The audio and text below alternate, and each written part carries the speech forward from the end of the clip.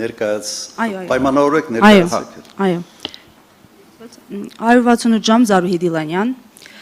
Պարոն նախագահ, Ձեր պրոլոգում, նաև առաջին հարցինի պատասխան, մանրամասն անդրադարձակ,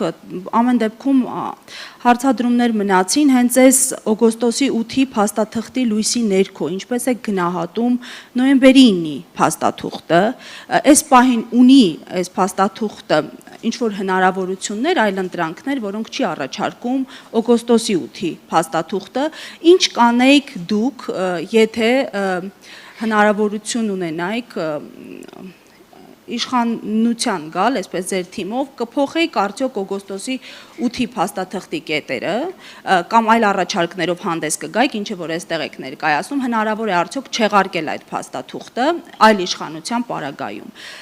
Եվ պարբերաբար ասում եք խաղաղության ձեր տեսլականի մասին, ամեն դեպքում խաղաղության օրակարգի մոնոպոլիան կամա թե ակամա հայտնվել է այս իշխանության ձեռքում, ինչու չի ստացվում այդ մոնոպոլիայից իշխանությանը զրկել, ինչն է խանգարում ձեզ, եւ քանի որ արտաքին քաղաքականության կտորն է,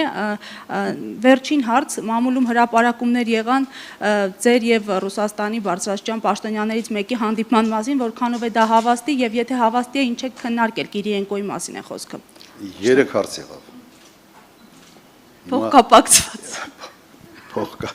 Չնկատեցի փոխկապվածությունը անկեղծ ասած, նայեք։ Հիմա հիմնական հարցը ես հասկանում եմ, ինչ պետք է անել, կամ ինչ դուք կանեիք։ Նայեք, նոյեմբերի 9-ի փաստաթուղթը, եթե համեմատենք այս ամեն ինչի հետ, իհարկե այսօր նույնիսկ երազանքի փաստաթուղթ կարելի է անվանել։ Այդ փաստաթուղթը ենթադրում էր նաև Արցախի գոյությունը։ Հիմա այս փաստաթղթի հետ կապված ընդհանրապես Միացյալ Նահանգները այն երկիրը չի, որի հետ կարելի է ստորագրել մի փաստաթուղթ, հետո 1 ամիս, 2 ամիս հետո կամ 6 ամիս հետո չեղարկել, ասել չէ, չենք ընդունում եւ այլն։ Բավական դժվար է։ Չի նշանակում, որ Միացյալ Նահանգների ինչ ասի պետք է անես։ Ոչ, Միացյալ Նահանգները կտրուկ դեմ էին Իրան-Հայաստան գազամուխի կառուցմանը, բայց մենք կառուցեցինք։ Մի քանի պատվիրակություն հատուկ եկել էին Հայաստան, նշելու համար, ինձ հասցնելու համար այն հանգամանքը, որ իրենք դեմ են, կառուցել ենք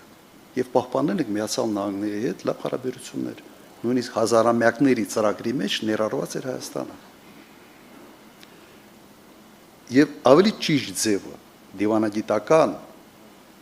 ձևը, ոչ թե ասել մենք սա չենք ընդունում, փորձել ես դրա մասին ասացի, պրոյեկտը մեծացնել, ցույց տալ Միացյալ Նահանգների հետաքրքրությունը ավելի մեծ պրոյեկտի մեջ։ Այնպիսի պրոյեկտի մեջ, որտեղ ներառված են նաև մեր շահերը եւ որտեղ նվազում են ռիսկերը Միացյալ Նահանգների հետ կապված։ Որովհետեւ կարող է իսկապես ստեղծվել մի վիճակ, երբ օրինակ Երասխի կտորը չի կառուցվում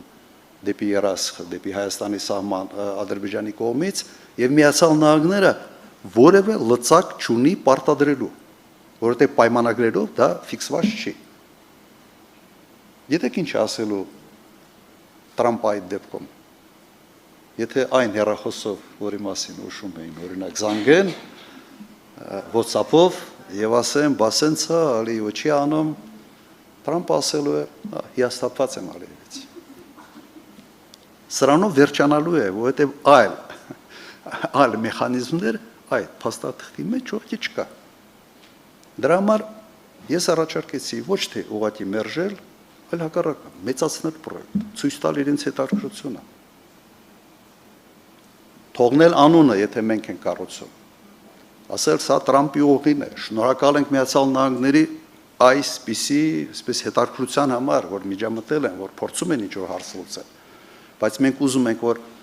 հարցը լուծվի բոլոր կողմերի համար, ոչ թե հարց լուծվի մեկ կողմի համար։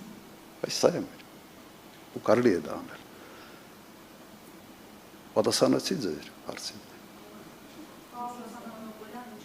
Հա։ Այդ արդեն 4-րդ հարցն էր, հա։ Իշխանության ձեռքինը, գիտեք, հետաքրքիր է, որ պարադոքսալ է։ պատերազմ բերած մարդը խոսում է խաղաղության մասին։ Ես մեկ հարցազրույցի ժամանակ վերջերս ասել եմ, իսկապես 18 թվականին խաղաղությունից չէր խոսում, որտեղ կար խաղաղություն, բայց չկար խաղաղության օրակարգ։ Երբ որ խաղաղություն չի լինում, հայտնվում է խաղաղության օրակարգ։ Ինքը բերել է պատերազմ, ինքը ծնել է իր գործողություններով եւ 5000 զոհերով, 11000 վիրավորով, ինքը ծնել է խաղաղության օրակարգ։ Եվ абսուրդը նրա մեջ է, ինքը փորձում է այդ օրակարգի հեղինակը լինել եւ մենաշնորհը ունենալ այդ օրակարգի վրա։ Հիմա պետք է մենք ցույց տանք, որ ուղղակի բացարձակ սուտ է, չկա այդպես։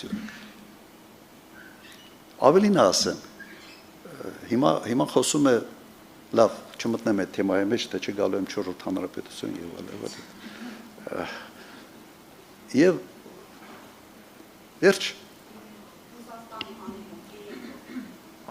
Հա։ Նայեք, ես մեկ ամիս առաջ եղել եմ Մոսկվայում։ Մոտ մեկ ամիս առաջ եղել եմ ընդամենը 2 օր շաբաթ կիրակի։ Մասնավոր ազնական ինչ-որ հարցերով։ Եվ վերադարձել եմ երկուշաբթի օրը, կեսօրին։ Եթե պաշտոնական հանդիպումների նպատակ ունենայի, կամ եթե դիմեի, երևի այլ օրեր շաբաթվա ընթացքում կընտրեի։ Բայց ես հասկանում եմ, որ երբ ես հայտնվում եմ Մոսկվայում, անպայման նման կարգի, այսպես որեր տարածվելու են։ Խնդրեմ հաջորդ հարցը Ազատություն։ Ազատություն ռադիոկայան Ռուզաննա Ստեփանյան, Պարոն Քոչարյան, դուք ձեր խոսքում